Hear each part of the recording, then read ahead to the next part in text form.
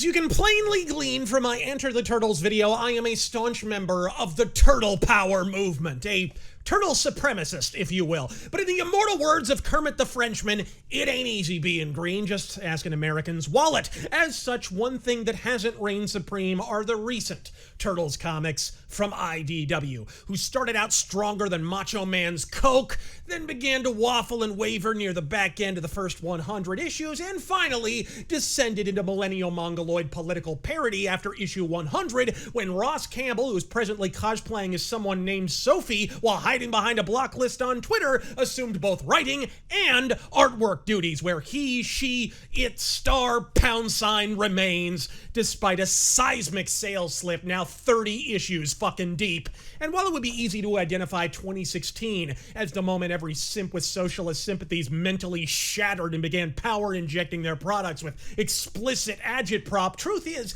the increasingly inactive role of creator Kevin Eastman, who began outright plotting fucking stories for this series, and now is a glorified fucking brand ambassador who exists solely to shit out variant covers, is at least as much to blame. That and, well, have a gander at some of the other unctuous idiocy IDW have been pinching out these days.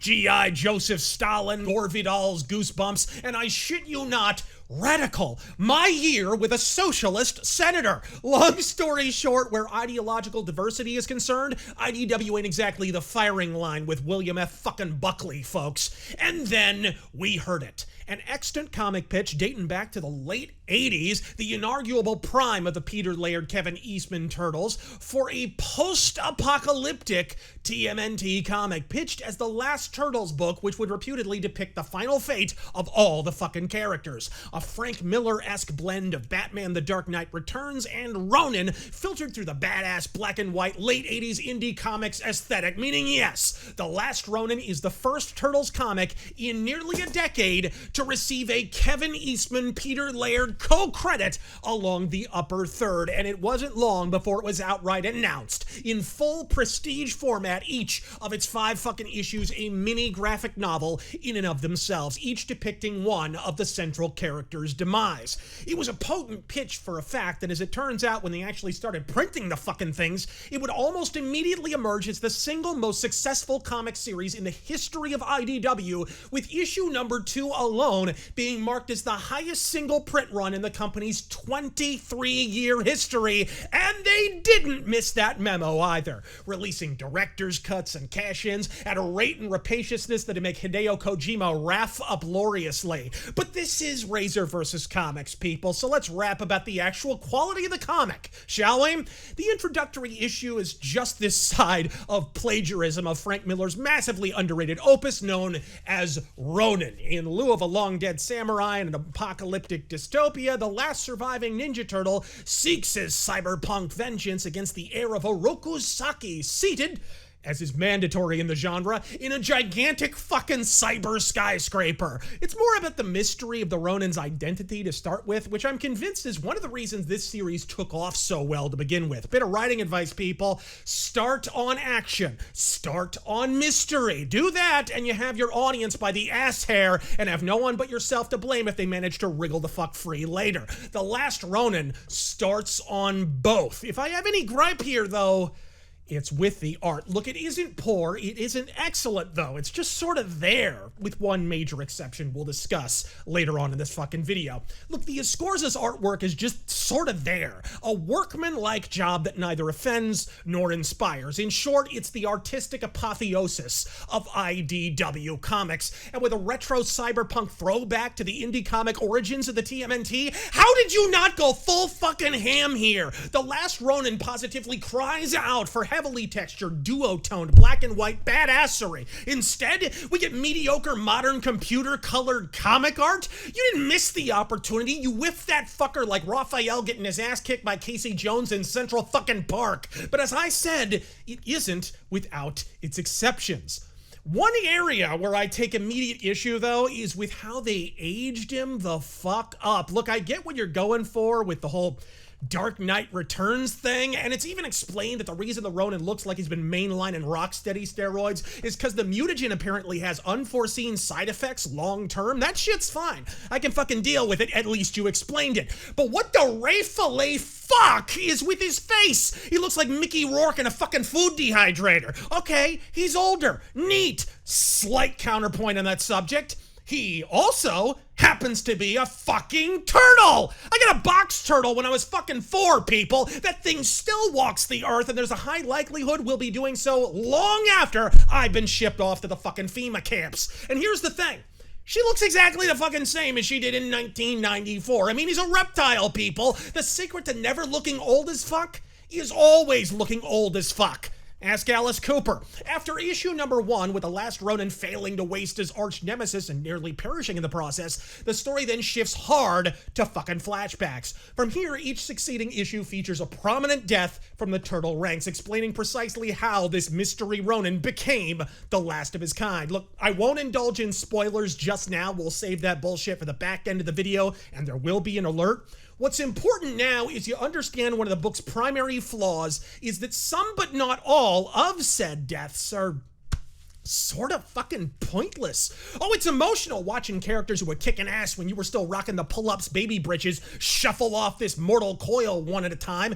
It's more that the matter of death isn't, at least I feel, always as impactful as the writers think it is. In fact, in at least one case, owing both to the writing and somewhat incoherent artwork, you sort of kind of wonder if they even died at all. After all these years, to have 2 of the most enduring Turtles mainstays perish in a pointless explosion and then not even technically confirm their fucking deaths is more anticlimactic than watching porno on the PAX network. Thankfully, however, the flashbacks also offer an artistic respite, one I frankly wish the entire comic looked like.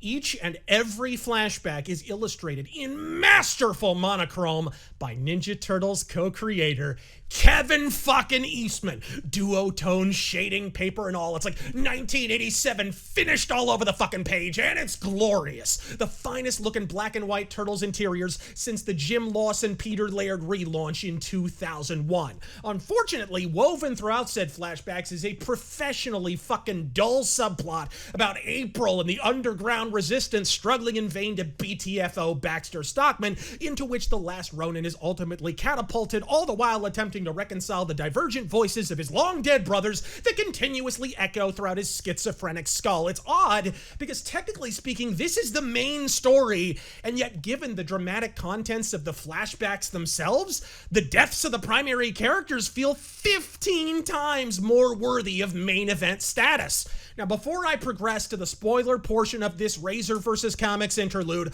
I'll simply say I recommend The Last Ronin with little reservation. Despite my criticism both before the break and after it, it's far and away the most entertaining, inspired, spectacular reimagining of the Ninja Turtles since IDW acquired the license. And tonally speaking, it sort of feels like this should have been printed by Mirage Studios instead. Peter Laird does, after all, still retain the rights to publish 12 TMNT comics in black and white per fucking year. Just saying, assholes. Point being, just because I'm not entirely sold on what they did with everything here, or the artwork for that matter, doesn't mean it isn't still excellent. The ability to criticize things we love is what separates us from IGN employees. So whatever its imprint, The Last Ronin rules. If that's all you needed to bolt out and buy it, so I don't spoil it, on your merry way, motherfucker. Buy it like the Dickens. Godspeed, and on to the spoiler section.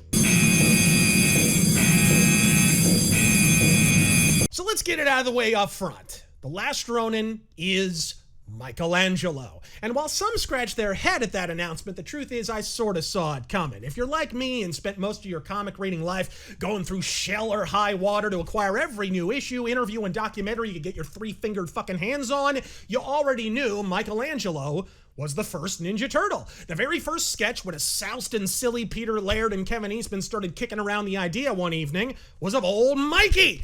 Kevin drew a turtle standing on its hind legs with nunchaku strapped to its forearms and with a bandana-style mask. And he showed it to me. He says, "Hey, this is a Ninja Turtle." And I was like, "Yeah, great." You know, and so I had to do my own version, and I changed just a couple of things.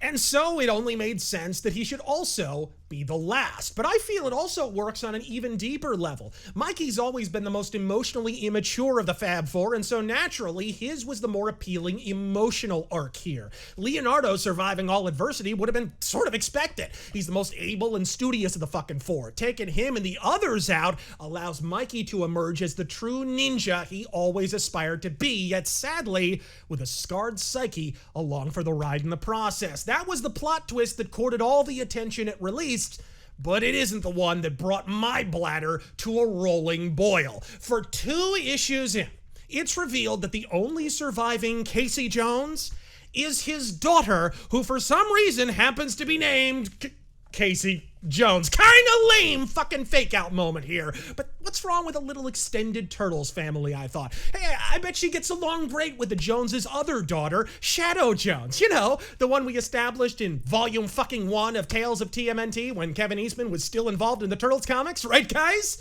Right? Well, tough rocks, pal. That's right, friends. They not only introduce a new daughter, who is also an aspiring ninja and rebel, just like Shadow, who, oh hey, by the way, happens to look exactly like Shadow Jones. We went ahead and wrote out April and Casey's only canonical daughter in an editorial move that stinks to high heaven of Tom fucking Waltz. You could literally swap this broad's name out with Shadow, and she could pass as the exact same character, leading me to believe that the only reason her name is Casey in this story is so we could have a weak-ass fucking fake-out moment at the halfway point of the 2nd issue, which, if true, is weapons-grade retardation.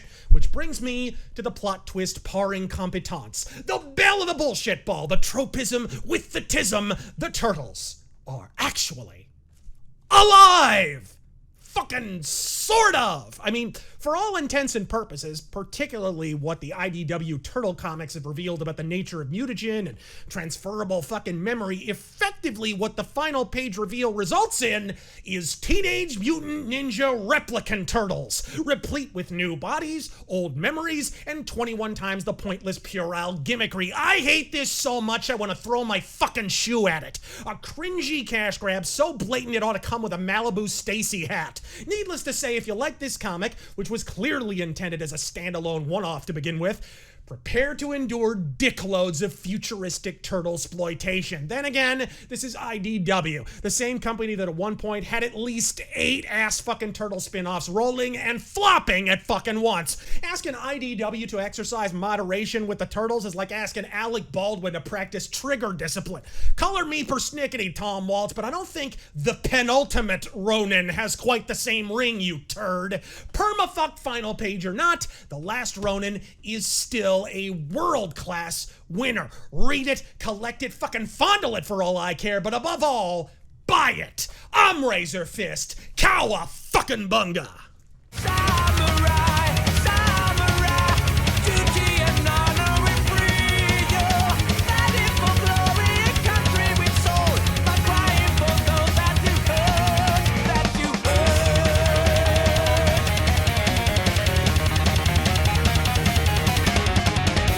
Wise man say forgiveness is divine, but never pay full price for late pizza.